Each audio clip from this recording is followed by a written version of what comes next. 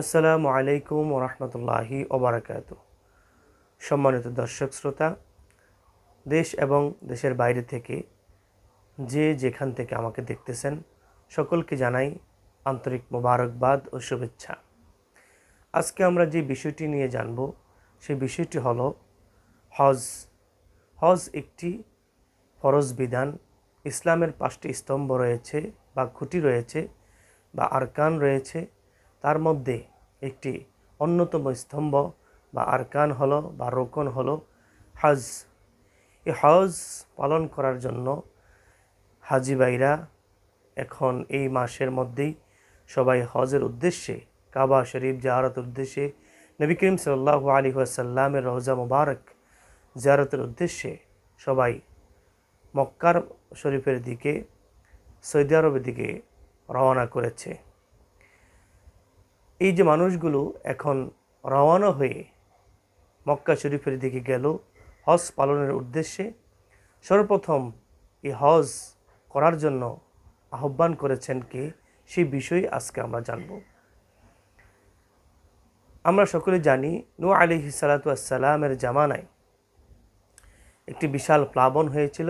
সে প্লাবনের সময় আল্লাহ পাক রব্বুল আলামিনের হুকুমে সমগ্র পৃথিবীটা প্লাবিত হয়ে গিয়েছিল।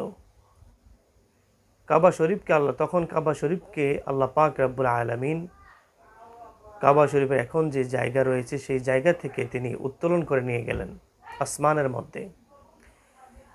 পরবর্তীতে যখন ইব্রাহিম আলাইহিস সালাতু ওয়াস সালাম এই পৃথিবীতে আগমন করলেন, নবী হলেন, হওয়ার পরে ইসমাইল আলাইহিস সালাতু ওয়াস সালাম যখন জন্মগ্রহণ করলেন, তখন এই কাবা শরীফ ইব্রাহিম আলাইহিস সালাতু ওয়াস সালাম এবং ইসমাইল আলাইহিস সালাতু ওয়াস সালাম বাবা এবং ছেলে দুইজনের মাধ্যমেই এই কাবাঘর পুনরায় আল্লাহ পাক রব্বুল আলামিনের নির্দেশে নির্মিত হয়েছিল।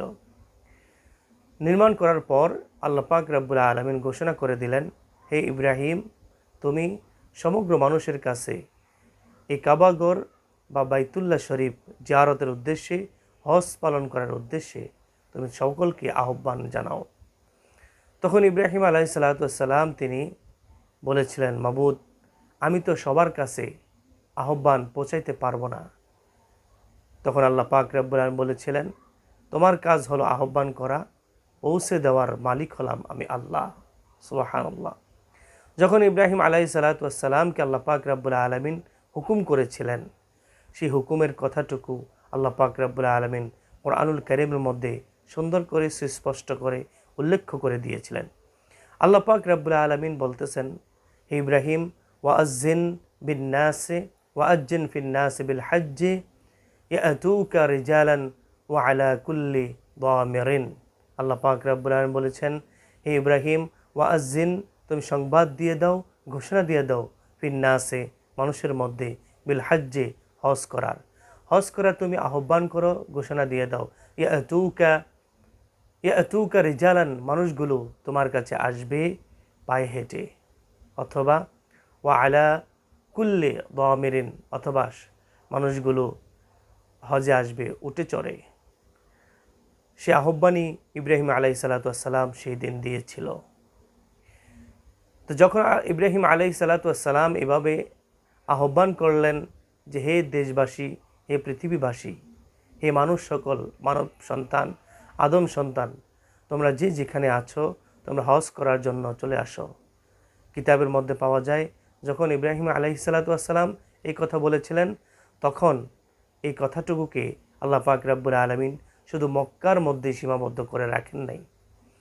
এই কথাটুকুকে শুধু মক্কার বাহিরে অনারবদের মধ্যে সীমাবদ্ধ করে রাখেন নাই।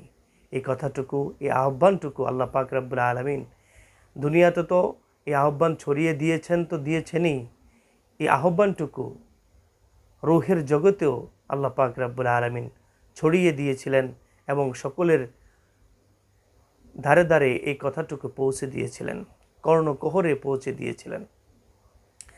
কিতাবের মধ্যে পাওয়া যায়, সেই ইব্রাহিম আলাইহিস সালাতু ওয়াস সালাম যেই দিন আহ্বান করেছিল, সেই দিন ইব্রাহিম আলাইহিস সালাতু ওয়াস সালামের ডাকে যারা বলেছিল, লাব্বাইক আল্লাহুম্মা লাব্বাইক লা শারীকা লাকা লাব্বাইক ইন্নাল হামদা ওয়ান নি'মাতা লাকা ওয়াল মুলক লা শারীকা লাক।